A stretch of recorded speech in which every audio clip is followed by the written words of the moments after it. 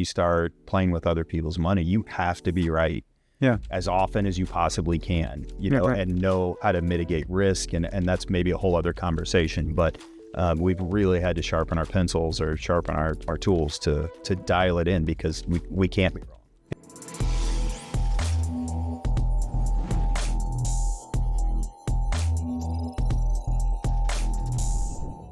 Welcome back to Unraveling IT, Expert Tech Talks, where we usually dive into the deep end of cybersecurity, cloud strategy, and why printers are still the greatest unsolved mystery of our time. I'm Garrett Wiesenberg, and today we're switching gears. We're taking off the IT hat and putting on the business hat, which, let's be honest, still has a few tech stickers on it. My guest today is Drew Wiard. He started out in pharmacy and healthcare before trading prescriptions for properties. Fast forward a few years, and Drew's not just flipping houses, he's flipping entire business models. He's built an impressive portfolio of real estate, commercial ventures, and acquisitions that would make even Monopoly Man do a double take. What makes Drew fascinating for us in the tech world is how he's used technology to scale smarter, not as an IT guy, but as a business owner. From evaluating deals to managing operations from afar to experimenting with AI, he's proof that technology isn't just about uptime, it's about the upside. So today we're digging into how Drew evaluates deals, leverages data, and uses tech to build real-world empires, one smart acquisition at a time.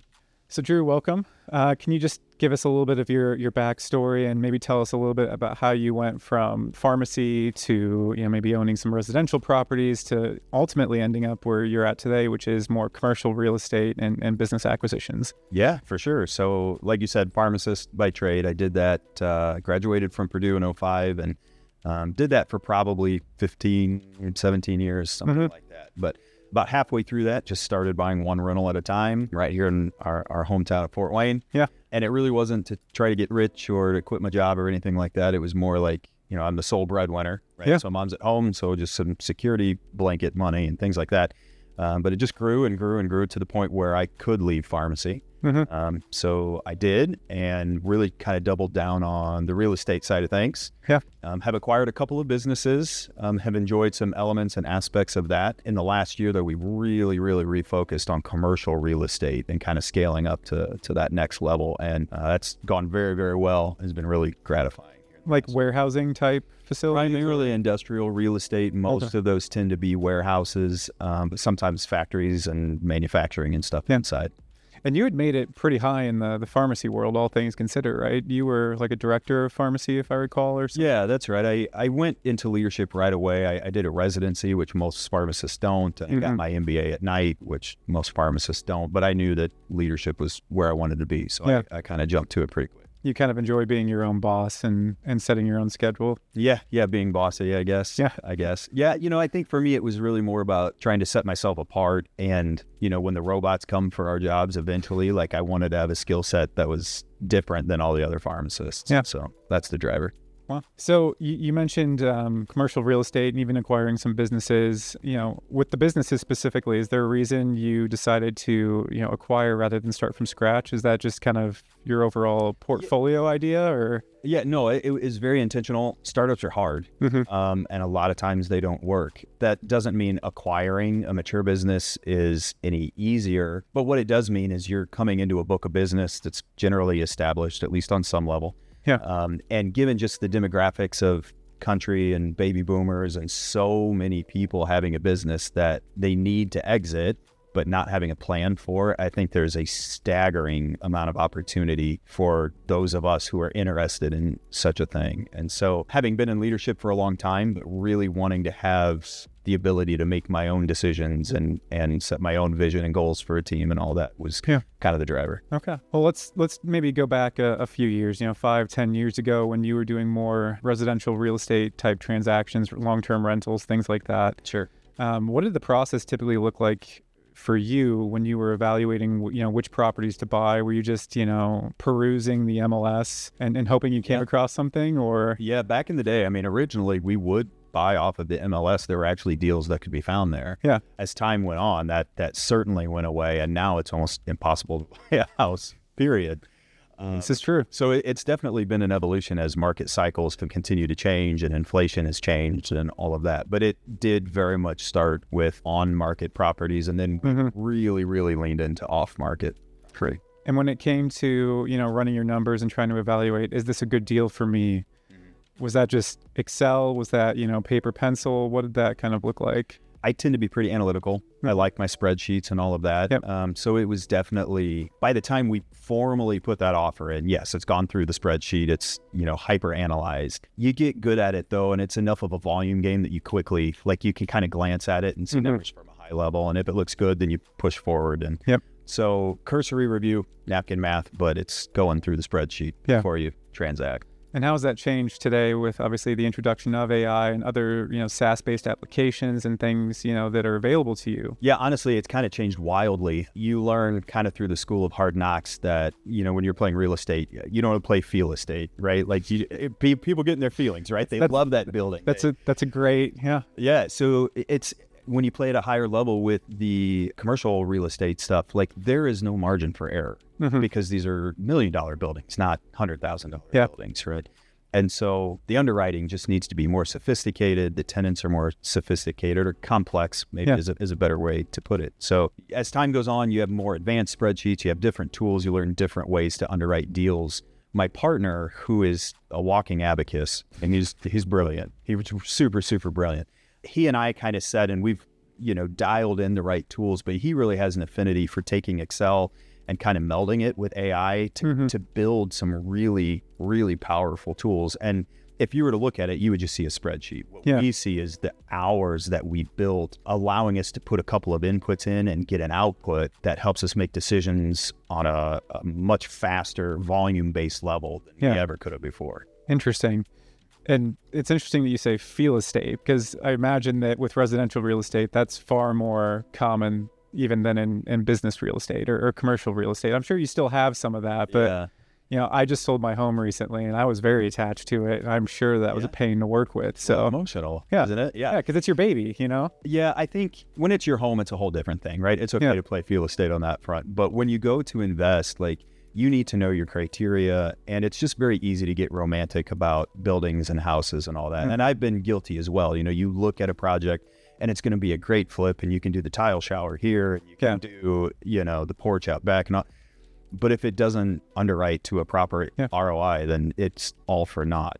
But we see it in commercial as well. I will see a building that I'm like, oh, that's the one. We're going to go get that. And you put it through the tools and it, the numbers just don't make sense. And so you've gotten to a point where it's truly just a numbers game for you. I mean, it probably has to be to an extent. It is. And, you have some flexibility, some ranges and things that you can work within. But we also take on a lot of investor capital. So we have money in our deals, but we invest for other people as well. And that's kind of the second head of our business is, yes, we buy investment commercial real estate, but we provide investment opportunities for people who want to be outside of the stock market and things like that. And when you start playing with other people's money, you have to be right as often as you possibly can, and know how to mitigate risk. And that's maybe a whole other conversation, but we've really had to sharpen our pencils or sharpen our tools to dial it in because we can't be wrong. Yeah, that makes sense. So going back to what you had said about, building out some Excel spreadsheets with kind of AI built in, you put in a few inputs and it outputs, what you need and saves you a lot of time. Are you finding that that's more accurate as well? Is there an accuracy gain here as well? Or is it strictly just a time-based gain? I don't know that I can say it's more accurate. I feel pretty good about our underwriting before because most of what's there is our thoughts and our process, but we were able to take 30 steps out of it, and now it's 5 steps. It just, deals are hard to get, whether you're residential, industrial, commercial, it's just hard right now. And so you have to throw, 100 lines in the water and hope to get one fish, right? And so we need to be able to underwrite at a high level. And for a while, that was the rate limiting step. We've now eliminated that as the rate limiting step. And now we have other challenges, other bottlenecks that we got to work through. So let's dive into some of the businesses you've acquired. How involved are you in day to day, or were you just the individual who came in, acquired it, and you've got somebody else running that 24/7? You just kind of good own it. Question. So it's evolved over time. We bought manufacturing facilities and we rolled up a few and merged with a few. And the intent is really to be present and on site about one out of every 4 weeks. The goal is, for us, when we acquire, we want to have a good operator, a good COO or whatever that title is. And that has worked very well for us. We've merged with some other folks and they've really been the specialists in that field. And they drive the bulk of the day-to-day. And I've enjoyed that experience. For the most part, it's been very positive. It has highlighted that we really do love the real estate thing. And it's kind of like we are uniquely good at that. I could probably buy and roll up some other businesses, but I'm edging into being an old man, and eventually I'm going to retire, right? I don't have the energy that you have anymore. So, I'm getting there too. Yeah, baby steps. Yeah, baby steps. But, as I look at what do the next 10 years look like? I would like to be able to, I do a bunch of flying. I do a lot of writing. I want to do that at the drop of a hat. And if you're not stuck, but if you choose to build a business that requires a ton of your time, then that's the life you get to live. And there aren't too many off-ramps if you decide you want to change it. Whereas investment real estate, if one of my parents gets sick, I can just go be with them for a month. I can just do that. Yeah, you have the flexibility. Yeah, so we're leaning more and more into that. So, with those businesses though, and this is probably my final question on those businesses, but do you at all worry about your cybersecurity posture, your IT posture, anything like that? Does that keep you up at night at all? I don't know that it keeps us up at night, but that might be out of naivety. Yeah. One thing that I had never thought about at all was insurance coverage for cybersecurity type of things. It had never even crossed my radar. And we acquired the first business and someone suggested, and so we started digging into it. So we purchased it. We haven't had to use that policy, but we have since had, a few, I guess I don't know what you would call them. Breaches or incidents. Yes, exactly. Where, there was a 6-figure money pull that we had to unwind and figure out. And so my appreciation for the importance of it has really escalated. Yeah, that makes sense. I figured you wouldn't have much exposure to it considering you've primarily done real estate investment and in pharmacy. I'm sure it was kind of just off to the side. It wasn't, front of house. Yeah, even at the hospital, the large corporations that were way outside. They had the whole IT department. Yeah. And some of that's probably in-house or out, You just knew what you could do on your computer and what you were, Yeah, log in, log out. Yeah, log in, log out. Yep. I wish there was a fun name for that, like Feel Estate. But we'll work on one. Yeah, we'll around when I come we'll workshop one. Too.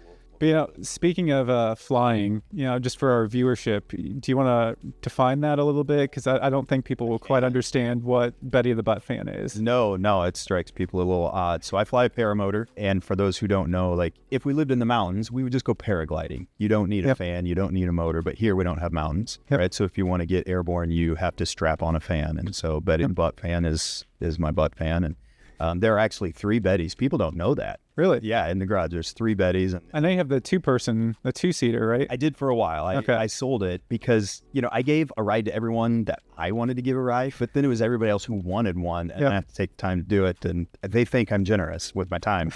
You're not as much as I probably should be. So that's the old man coming out, right? It is cantankerous, man. Yeah. I'm slowly turning into a curmudgeon, but so it has been sold. But I fly as much as I can, and I ride all the things and drive all the things. But that's been really your vision from the start, right? And I think you've already touched on that a little bit, is to be able to do what you need to do, or have the freedom to choose what to do and when to do it. That's it. What I want to do, when I want to do it, with whoever I want, wherever I want to do it. Yeah. And that sounds wild and extreme, but that could be taking care of your parents who have cancer. Yeah. Like my daughter, she's probably going to move to Tampa. She's going to go trial it for a month, right? Well, if I want to go help her move in for 2 or 3 weeks and help her get it settled, then we just do that. Yeah.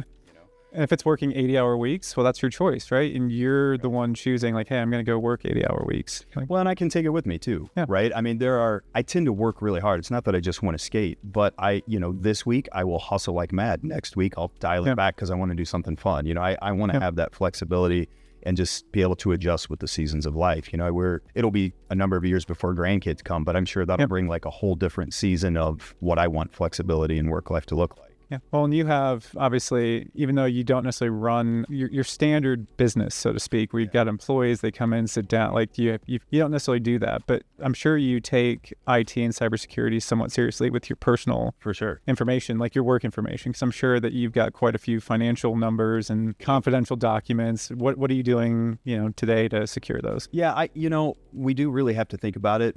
In times past with our investors, you start with friends and family, right? So they trust you, right? They give you a lot of financial information because they're investing with you. And only recently have we moved to an encrypted platform where they go in and they put their numbers in. And we should have done that a long time ago. That's just one example of things that we just hadn't really thought about before. You know, most of our systems, at least on the cybersecurity front, are pretty basic. I mean, they can be things that we can manage ourselves or software systems that we can hire.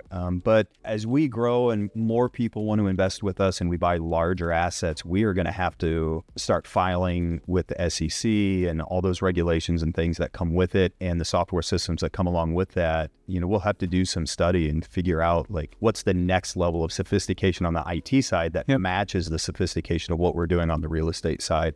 And I don't know how to answer that yet because we're not there yet. We're knocking on the door. I was going to say, you're buying quite a few large apartment complexes in Phoenix, Arizona, and other locations as well, right? Like I've invested multi-unit with the groups that do own those. My group specifically buys industrial flex warehousing, mostly in the Midwest, but we closed one in New Mexico a couple of days ago. Nice. Is that why you had to reschedule last week? That is literally why we had to reschedule last week, because we market directly to people who own these buildings. And when they call and say, "Okay, come talk to me about it," like you're no, I don't blame you. You're dropping everything to go and sign on that dotted line. That's it. Our COO once told me that time kills all deals. It always does, especially in real estate. It's probably true everywhere. And that's something that's really stuck with me. Obviously, you know, we do sales here as well, and it's the longer you let it sit, if you don't pounce on the opportunity immediately, the likelihood that sale is lost is... Well, they're either going to change their mind. So you got to strike while the iron's hot, or someone's going to come in and get the deal that someone was trying to give to you. Which is why used car salesmen are so pushy. That's one reason. Well, it's one reason. So let's maybe look ahead to the future. Obviously, 10 years ago, it was a lot of just Excel documents, a lot of your time building out these things. Now you've got a little more automation built in, some AI kind of incorporated to maybe help evaluate. What do you think 5 to 10 years looks like? I think it'll be really interesting. So we do kind of have a 5-year vision set, but it's really like the next 24 to 72 months that we are laser focused on growth and acquisitions. And I think that's a rabbit hole we could go down, but it has to do with the real estate market and what we think is going to happen on that front. So right now it's growth. 3 to 5 years, we'll have to reassess to see where the market's at in that asset class and all of that. But my guess is we kind of settle into management as opposed to growth. And then strategically move in and out of assets as the opportunities present themselves. But we've slowly started bringing more team members on, admin assistants, transaction coordinators. I onboarded a sales team member this morning.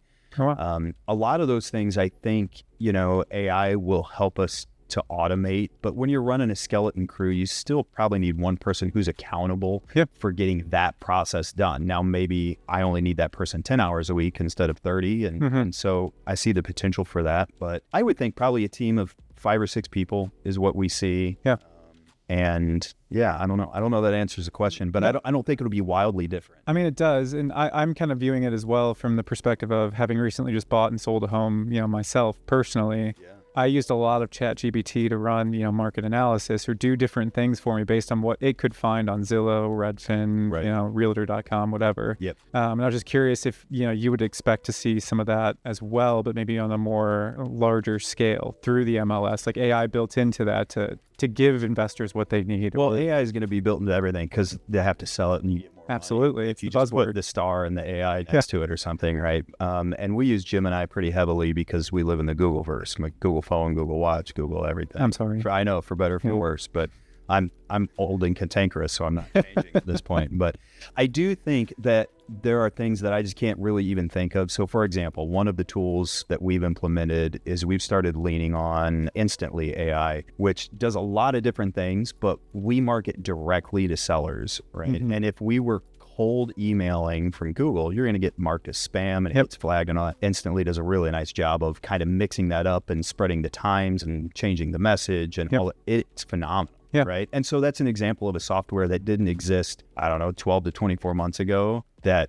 we're leaning on and it's changing the game for us. So I imagine that there are going to be software solutions coming, AI solutions that we're just not even thinking. You don't even know what problem it's going to be solving, but there's going to be some Yeah, AI it's the thing, like, like you said, it's going to solve a problem. Today, you don't even see it as a problem because it's the nature of the business. Like, we're just doing it. So I don't know. I mean, I don't think any of us 5 years ago would have expected that, you could just put a prompt into a computer and have it spit out a 24-page document on why you should do or not do something, or Yeah.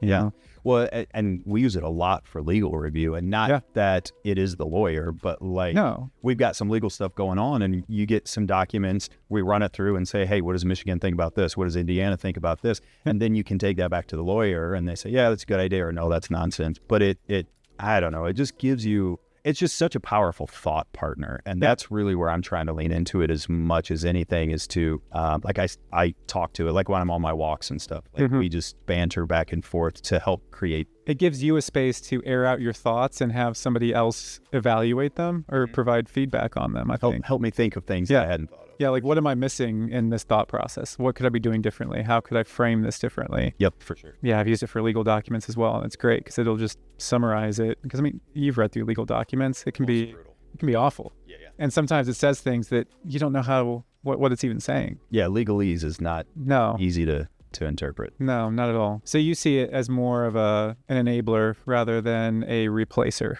essentially, would be fair. I think it's probably reasonable. I haven't thought about it through that lens. So I'm a big fan of AI and where it's headed. Now we could have a whole different conversation about tech and our kids and devices and how much time I spend on my device.